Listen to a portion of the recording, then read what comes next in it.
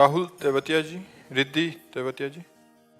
राधे राधे। राधे राधे महाराज जी। महाराज जी, खुद को और अपने बच्चों को भगवत मार्ग में प्रारंभ और कैसे चले महाराज जी? 5 बातें स्वीकार कर दो। पहला, सुमिरन, किसी भी एक नाम का सुमिरन। दूसरा, सेवा, माता पिता की सेवा, गुरु की सेवा, भगवान की सेवा, परिवार की सेवा, पशु पक्षियों की सेवा। सुमिरन, सेवा। तीसरा, स्वाध्याय, गीता जी, भागवत जी या और महापुरुषों के वचनों का रोज नियम पूर्वक स्वाध्याय करना। और सेवा, सुमिरन, स्वाध्याय, सत्संग, किसी एक संत महापुरुष का जिससे तुम्हारा मन मिलता हो, चाहे 30 मिनट ही सही, रोज उनका सत्संग सुनो। आजकल तो यंत्र भगवान की बड़ी कृपा हो गई, नहीं जाके सत्संग सुनना पड़ता। अब तो आप अमेरिका से भी सत्संग सुन सकते हैं, मोबाइल में ऐसा सिस्टम है, कहीं से भी सुन सकते हैं सत्संग। और फिर समाधि।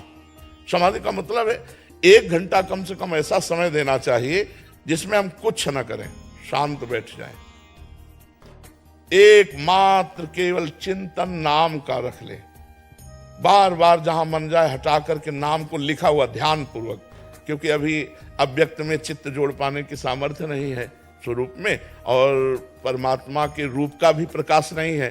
तो नाम, जैसे राधा, अब हम राधा आंख खोल कर देखें, आंख मूंद के देखें, शांत, बस बार बार मन को हटा के राधा में। अगर हम 10 मिनट से शुरू करें तो हमें शांति प्राप्त होने लगेगी।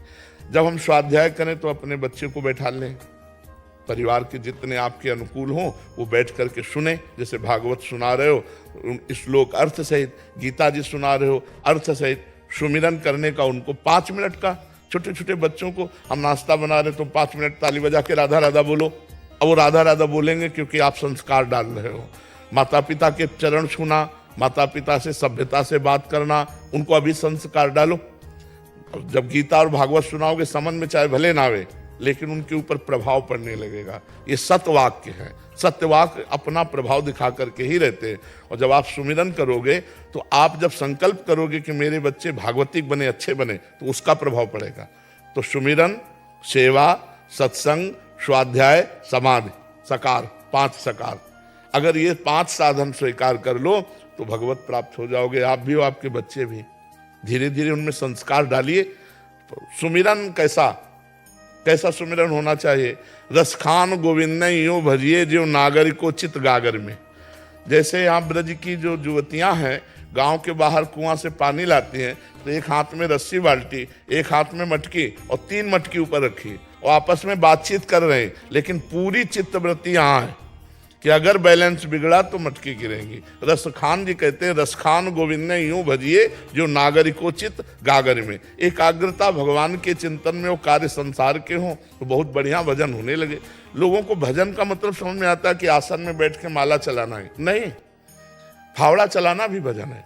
राम या राधा, कृष्ण, और हर फावड़े में हम बोल रहे हैं, जैसे माला में बाबा जी बोल रहे हैं, ऐसे हम फावड़े में बोल रहे हैं, बढ़िया भजन है। भजन को समझना होगा। अब हर समय कंप्यूटर में थोड़ी बैठे रहते हो।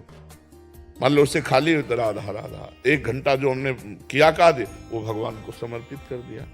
तो सेवा, सुमिरन, स्वाध्याय, सत्संग और समाधि, ये 5 किसी को भी भगवत प्राप्ति करा सकते हैं। बस क्रम बाई क्रम इन्हीं का अभ्यास करता रहे। सुमिरन तो 24 घंटे का, सेवा जितना बन सके, माता पिता, परिवार, पशु पक्षी, भारत के जितने भी, जितनी सेवा बन जाए। मान लो आप कोई ना कोई नौकरी तो कर ही रहे होंगे। महाराज जी कह रहे हैं कि ये भारतीय क्रिकेट खेलते हैं। हाँ, तो ये भी तो सेवा है ना। पूरा भारत का नाम जुड़ जाता है। अगर हार गया तो भारत हार गया, नहीं। अगर क्रिकेट में हमारा भारतीय टीम जीत गई तो भारत जीत गया कहा जाता ना। पूरा समुदाय की सेवा हो गई। हमारे भारतवासी पुलक उठते हैं जब जीत जाते, नहीं, नाचते हैं और भी उत्सव मनाते हैं। जैसे दीपावली को उत्सव मनाते हैं, ऐसे मनाते हैं जब क्रिकेट जीत जाते हैं। तो मतलब आप हमारे देश के जुड़े हुए हैं, पूरा खेल हमारे देश से जुड़ा हुआ है। तो आप अपने अभ्यास में रहिए, नाम जप कीजिए, संयम से रहिए, जिससे भारत विजय को प्राप्त हो।